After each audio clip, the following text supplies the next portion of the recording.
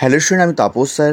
আজকে এই ভিডিওতে তোমাদের যাদের হিস্ট্রিতে আইডিসি আছে, অর্থাৎ যারা ফার্স্ট সেমিস্টার, যারা থার্ড সেমিস্টার আছো, তাদের জন্য বলবো যে তোমাদের কিন্তু এই সাজেশনটা পড়লে কিন্তু আইডিসি যারা 1 আছে বা আইডিসি 3 আছে, যাদের হিস্ট্রি আছে আইডিসি, তাদের জন্য কিন্তু এই সাজেশনটা কিন্তু হয়ে যাবে। ঠিক আছে, তো এগুলো পড়লেই তোমরা কিন্তু 100% তোমরা কিন্তু কমন পেয়ে যাবে।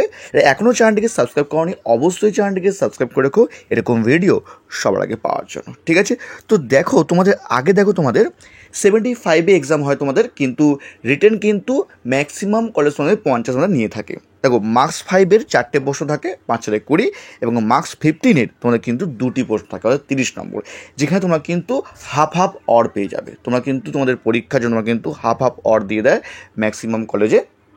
তোমার কিন্তু এটাই তোমাদের কিন্তু প্যাটার্ন আছে। এবার দেখো, তোমাদের যেগুলো ইম্পর্টেন্ট সেগুলো আগে আলোচনা করবো, তারপর তোমাদের সাপোর্টিং বা এক্সট্রা কিন্তু আলোচনা করবো। কেউ কিন্তু ভিডিওটা স্কিপ করবে না, কারণ আমার যে কথাগুলো প্রতিটা তোমাদের শোনা জরুরি, কারণ তোমরা তো বুঝতে পারবে যে কোনগুলো তোমরা ভালো করে একদম পড়তে হবে, কোনগুলো সাপোর্টিং এবং কোনগুলো এক্সট্রা। তো দেখো, তোমাদের প্রথম প্রশ্ন দেখো, তোমাদের স্বাধীন ভারতের সংসদীয় গণতন্ত্রের উদ্ভবের ক্ষেত্রে জওহরলাল নেহরুর কী অবদান ছিল। এটি কিন্তু ভেরি ভেরি ইম্পর্টেন্ট প্রশ্ন, এবং এই প্রশ্নের সাপোর্টিং প্রশ্ন, জোট নিরপেক্ষ আন্দোলনে জওহরলাল নেহরুর ভূমিকা লেখো। ঠিক আছে, তো এই দুটো হচ্ছে ভেরি ভেরি ইম্পর্টেন্ট প্রশ্ন। দুটোর মধ্যে আমরা কিন্তু একটি 15 মার্কস তোমার কিন্তু পরীক্ষা আসতে পারে। তোমরা কিন্তু ভালো করে করবে, দুটো পড়ে তোমরা কিন্তু একটি 15 মার্কস তোমরা কিন্তু কমন পেয়ে যেতে পারো, কারণ এই দুটো প্রশ্ন কিন্তু সমানভাবে গুরুত্বপূর্ণ। তবে দুটো কিন্তু একসঙ্গে আসবে না, একটি এলে কিন্তু আরেকটি আসবে না। তোমরা কিন্তু সেভাবে তোমরা কিন্তু তৈরি করবে। নেক্সট দেখো, তোমাদের পরের ইম্পর্টেন্ট প্রশ্ন, তোমাদের আইন অমান্য আন্দোলনের সম্পর্কে টিকা লেখো, গুরুত্ব, সীমাবদ্ধতা। তোমরা কিন্তু হয়তো তোমার প্রশ্ন দিতে পারে তোমাদের আইন অমান্য আন্দোলন সম্পর্কে টিকা লেখো, ওর সঙ্গে অ্যাড করে গুরুত্ব, বা আসতে পারে আইন অমান্য আন্দোলন টিকা লেখো আর সীমাবদ্ধতা। 10+5 আসতে পারে, ডাইরেক্ট কিন্তু 15 মার্কসও আসতে পারে। তোমরা কিন্তু সেভাবে তোমরা কিন্তু তৈরি করবে, কারণ পরীক্ষার জন্য এটিও অত্যন্ত গুরুত্বপূর্ণ প্রশ্ন। নেক্সট, ভারত ছাড়ো আন্দোলন সম্পর্কে একটি প্রবন্ধ লেখো। এটিও কিন্তু ভেরি ভেরি ইম্পর্টেন্ট প্রশ্ন, এবং এই 3 এবং 4 দুটির মধ্যে কিন্তু একটি কিন্তু পরীক্ষায় বিশাল বিশাল ইম্পর্টেন্ট। তোমরা কিন্তু একটি কিন্তু অবশ্যই আসবে, তোমরা কিন্তু ভালো করে তোমরা কিন্তু করবে। ঠিক আছে, এই কোশ্চেনে ঘুরিয়ে দেয়, ভারত ছাড়ো আন্দোলনে জনগণের স্বতঃস্ফূর্ত অংশগ্রহণকে তুমি কীভাবে ব্যাখ্যা করবে। এটা কিন্তু ঘুরিয়ে আসে, কোনো সমস্যা নেই, একই প্রশ্ন তোমরা কিন্তু ঘুরিয়ে ফিরিয়ে দিয়ে থাকে। ঠিক আছে, নেক্সট দেখো, তোমাদের পরের প্রশ্নটা, তোমাদের ভারতের জাতীয় আন্দোলনে আজাদিন ফৌজের ভূমিকা। এটি কিন্তু ম্যাক্সিমাম কলেজে কিন্তু এই যে প্রশ্নটি দিয়ে দেয় কিন্তু। ঠিক আছে, বা সুভাষ চন্দ্র বসুর ভূমিকা লেখো, এই প্রশ্নটা কিন্তু সব থেকে প্রবল ইম্পর্টেন্ট। কেন বললাম, কারণ এটি কিন্তু অনেক কলেজে কিন্তু এই প্রশ্ন দিয়ে থাকে। যেহেতু তোমাদের আইডিসি পেপার কলেজে প্রশ্ন করবে, এটা কিন্তু শিওর প্রশ্ন হয় না, কলেজ তোমাদের প্রশ্ন করবে। ঠিক আছে, তাই তোমাদের বলবো যে এটি কিন্তু অনেক কলেজে কিন্তু প্রশ্ন দিয়ে থাকে, ভেরি ভেরি ইম্পর্টেন্ট প্রশ্ন। তোমরা কিন্তু খুব তোমরা কিন্তু ভালো করে করবে। ঠিক আছে, নেক্সট দেখো, অসহযোগ আন্দোলনের পটভূমি আলোচনা করো, এর গুরুত্ব বা এই আন্দোলন কেন প্রত্যাহার করা। দেখো, 1 থেকে 6 সব থেকে তোমরা ভালো করে পড়ে রাখবে, কারণ এই 1 থেকে 6 তোমাদের জন্য সব থেকে প্রবল ইম্পর্টেন্ট প্রশ্ন। তোমরা এগুলো একদম ভালো করে করবে। ঠিক আছে, কারণ এগুলো হচ্ছে তোমাদের জন্য বলবো যে সব থেকে বেশি ইম্পর্টেন্ট। তোমরা আগে এগুলো পড়বে, তারপর তোমরা কিন্তু আদার্স প্রশ্ন তোমরা কিন্তু করার চেষ্টা করবে। ঠিক আছে, এবার দেখো, তোমাদের সাপোর্টিং প্রশ্ন দেখো, ভারত বিভাজন কি অনিবার্য ছিল? ভারত বিভাজনে কংগ্রেস বা মুসলিমদের দায়ী কত ছিল, বা জিনার ভূমিকা কী ছিল? তোমাকে ধরা করতে পারে এটা প্রশ্নটা, জাস্ট সাপোর্টিং হয়েছে তোমার করবে প্রশ্ন তোমরা।